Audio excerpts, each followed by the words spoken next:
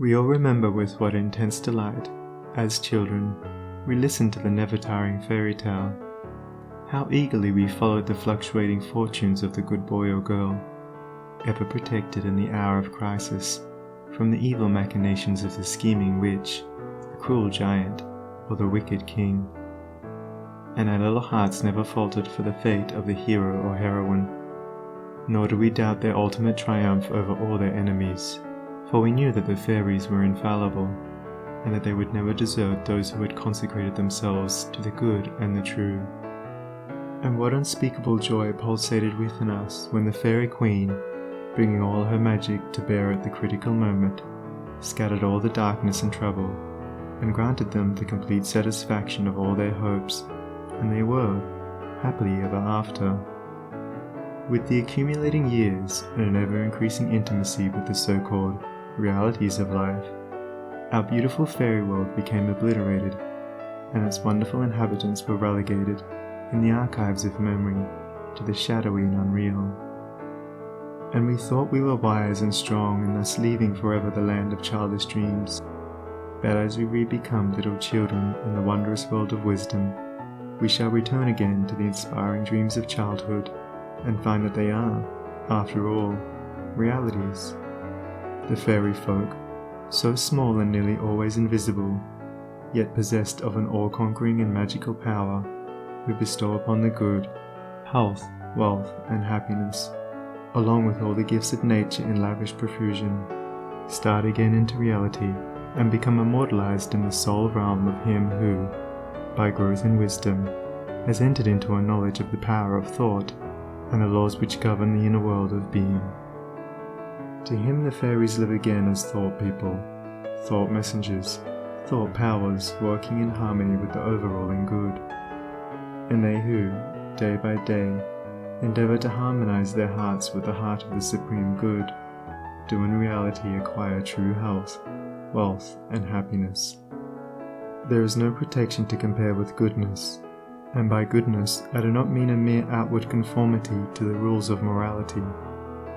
I mean pure thought, noble aspiration, unselfish love, and freedom from vainglory. To dwell continually in good thoughts is to throw around oneself a psychic atmosphere of sweetness and power which leaves its impress upon all who come in contact with it. As the rising sun puts to rout the helpless shadows, so are all the impotent forces of evil put to flight by the searching rays of positive thought, which shine forth from a heart made strong in purity and faith.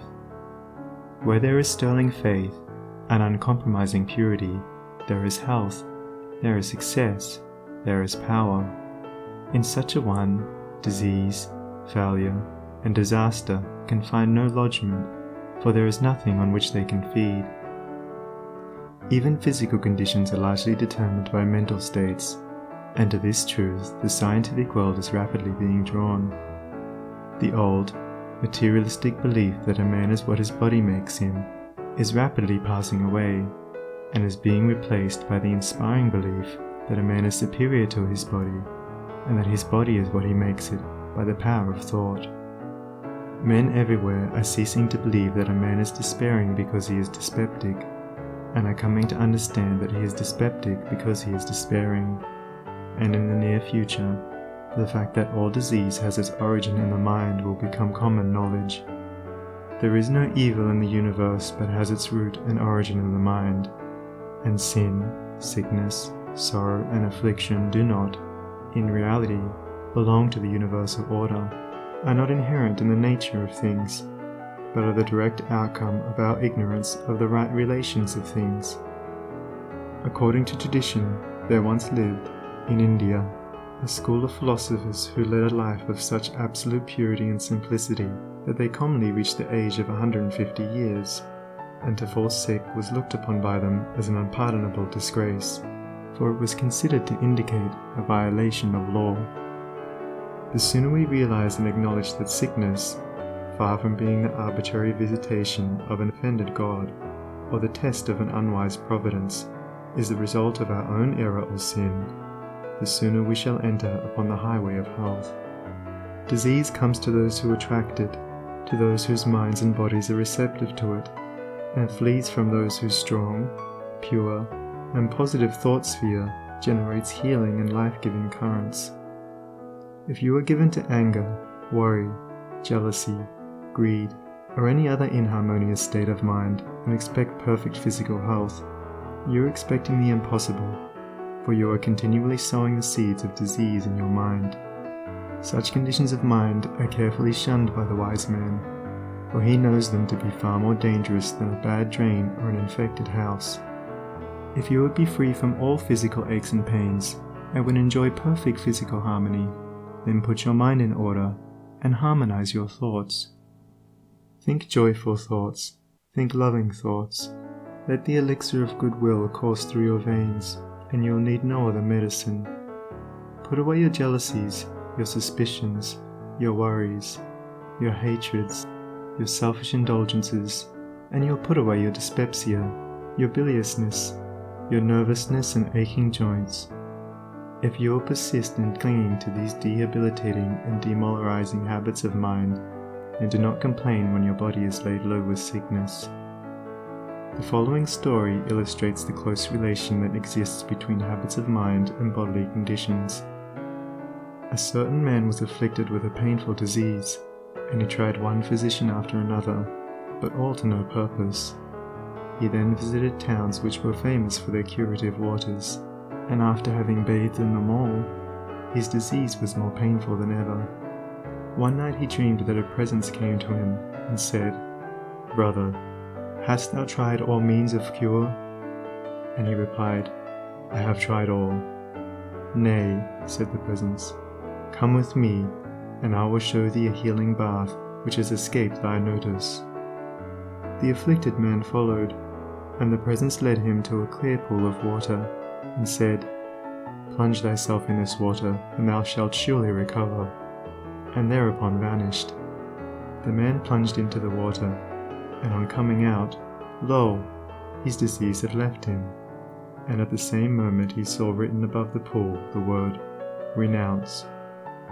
Upon waking, the full meaning of his dream flashed across his mind, and looking within he discovered that he had, all along, been a victim to a sinful indulgence, and he vowed that he would renounce it forever.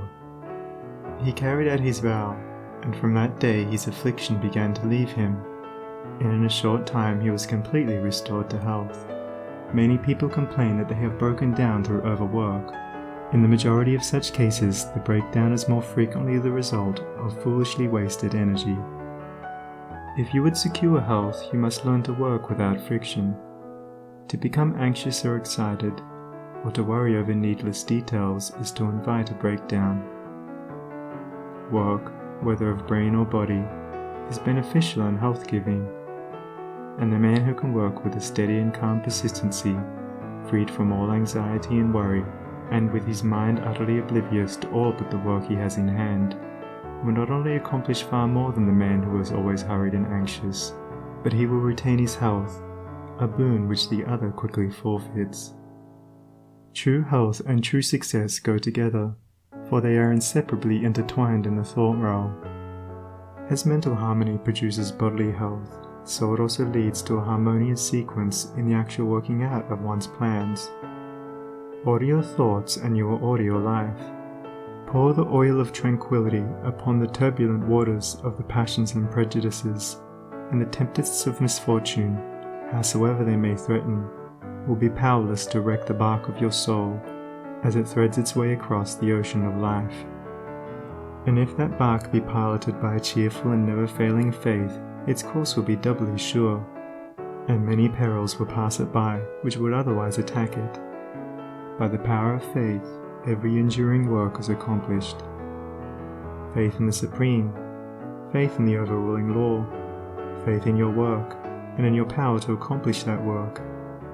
Here is the rock upon which you must build if you would achieve, if you would stand and not fall. To follow, under all circumstances, the highest promptings within you, to be always true to the divine self, to rely upon the inward light, the inward voice, and to pursue your purpose with a fearless and restful heart, believing that the future will yield unto you the meed of every thought and effort. knowing that the laws of the universe can never fail, and that your own will come back to you with mathematical exactitude. This is faith, and the living of faith. By the power of such a faith, the dark waters of uncertainty are divided, every mountain of difficulty crumbles away, and the believing soul passes on unharmed. Strive, O reader, to acquire, above everything, the priceless possession of this dauntless faith, for it is the talisman of happiness, of success, of peace, of power, of all that makes life great and superior to suffering. Build upon such a faith, and you build upon the rock of the eternal, and with the materials of the eternal, and the structure that you erect will never be dissolved, for it will transcend all the accumulations of material luxuries and riches, the end of which is dust. Whether you are hurled into the depths of sorrow, or lifted upon the heights of joy, ever retain your hold upon this faith, ever return to it as your rock of refuge, and keep your feet firmly planted upon its immortal and immovable base. Centered in such a faith, you will become possessed of such a spiritual strength as will shatter, like so many toys of glass, all the forces of evil that are hurled against you, and you will achieve a success such as the mere striver after worldly gain can never know or even dream of. If ye have faith, and doubt not, ye shall not only do this, but if ye shall say unto this mountain, Be thou removed, and be thou cast into the sea, it shall be done. There are those today, men and women tabernacled in flesh and blood, who have realized this faith, who live in it and by it day by day, and who, having put it to the utmost test, have entered into the possession of its glory and peace. Such have sent out the word of command, and the mountains of sorrow and disappointment, of mental weariness and physical pain have passed from them, and have been cast into the sea of oblivion. If you will become possessed of this faith, you will not need to trouble about your success or failure, and success will come. You will not need to become anxious about results, but will work joyfully and peacefully, knowing that right thoughts and right efforts will inevitably bring about right results. I know a lady who has entered into many blissful satisfactions, and recently a friend remarked to her, "Oh, how fortunate you are. You only have to wish for a thing, and it comes to you." And it did, indeed, appear so on the surface, but in reality all the blessedness that has entered into this woman's life is the direct outcome of the inward state of blessedness which she has, throughout life, been cultivating and training toward perfection. Mere wishing brings nothing but disappointment. It is living that tells. The foolish wish and grumble, the wise work and wait, and this woman had worked without and within, but especially within upon heart and soul, and with the invisible hands of the Spirit she had built up, with the precious stones of faith, hope, joy, devotion and love, a fair temple of light, whose glorifying radiance was ever round about her. It beamed in her eye, it shone through her countenance, it vibrated in her voice, and all who came into her presence felt its captivating spell. And as with her, so with you. Your success, your failure, your influence, your whole life you carry about you, for your dominant trends of thought are the determining factors in your destiny. Send forth loving, stainless, and happy thoughts, and blessings will fall into your hands, and your table will be spread with the cloth of peace. Send forth hateful, impure, and unhappy thoughts, and curses will rain down upon you, and fear and unrest will wait upon your pillow. You are the unconditional maker of your fate, be that fate what it may. Every moment you are sending forth from you the influences which make or mar your life. Let your heart grow large and loving and unselfish, and great and lasting will be your influence and success, even though you make little money. Confine it within the narrow limits of self-interest, and even though you become a millionaire, your influence and success at the final reckoning will be found to be utterly insignificant.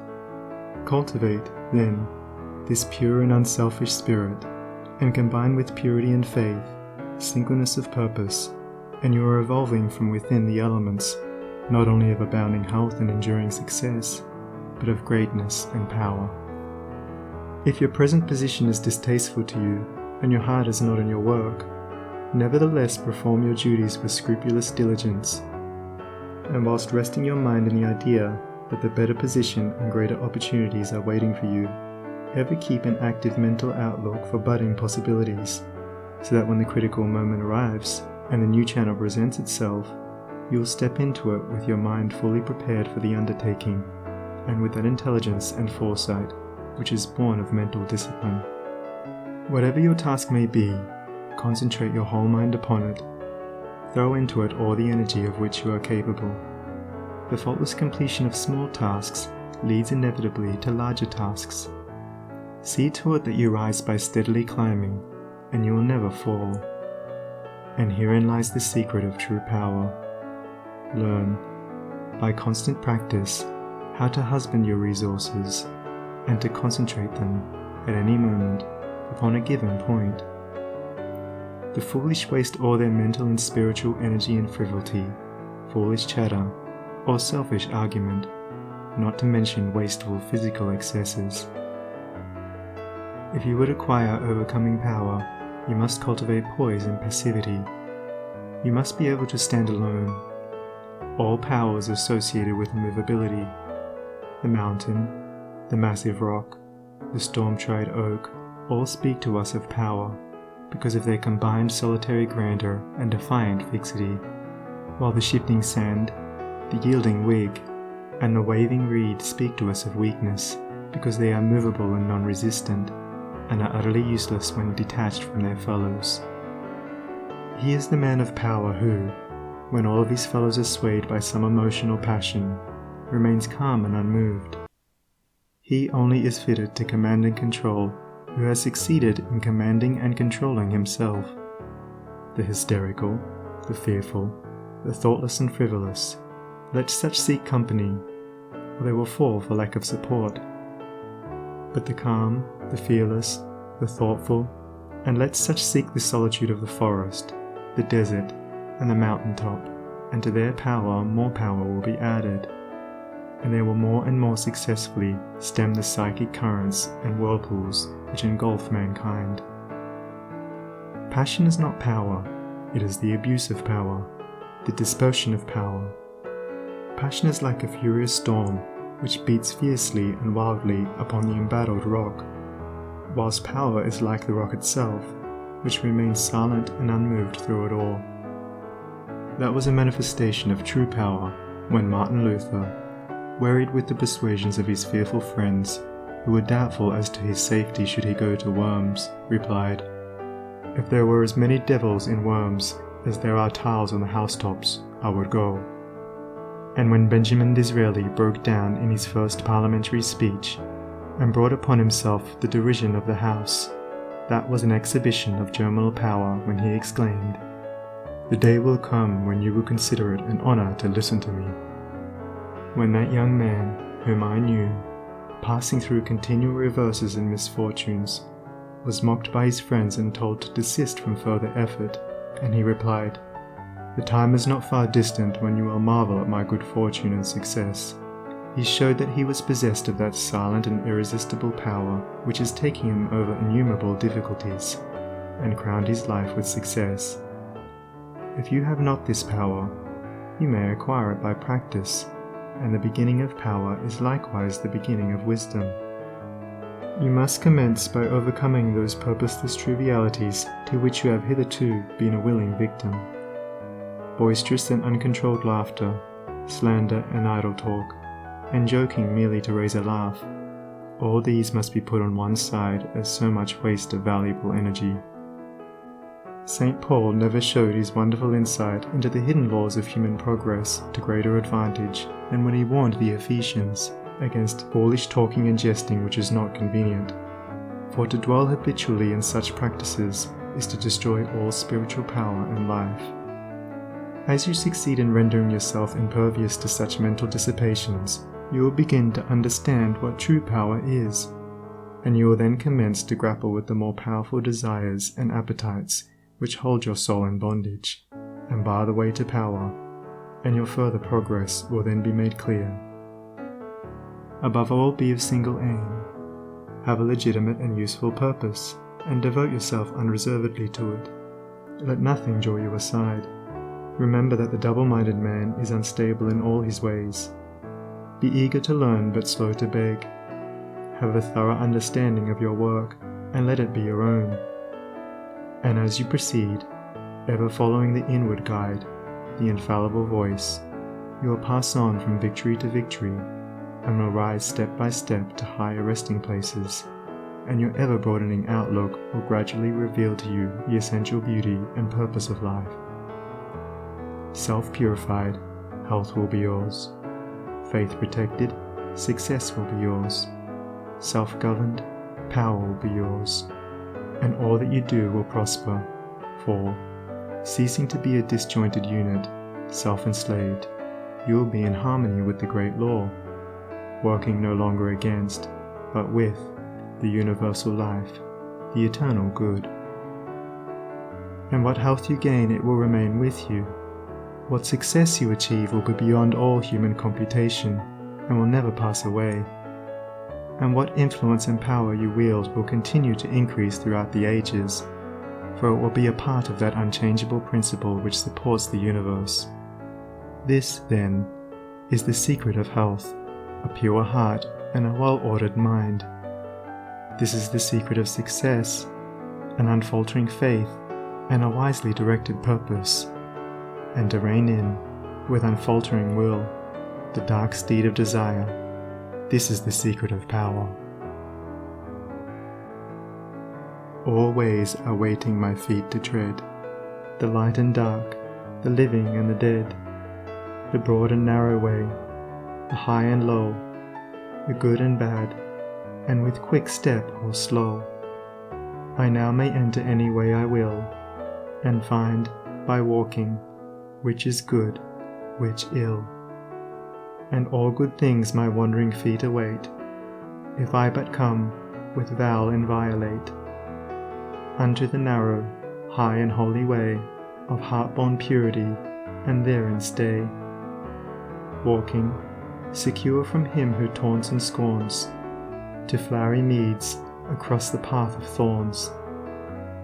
And I may stand where health, success, and power await my coming, if, each fleeting hour, I cling to love and patience, and abide with stainlessness, and never step aside from high integrity. So shall I see at last the land of immortality. And I may seek and find, I may achieve, I may not claim, but, losing, may retrieve. The law bends not for me, but I must bend unto the law, if I would reach the end of my afflictions, if I would restore my soul to light and life, and weep no more. Not mine the arrogant and selfish claim to all good things, be mine the lowly aim, to seek and find, to know and comprehend, and wisdom-ward all holy footsteps wend. Nothing is mine to claim or to command, but all is mine to know and understand.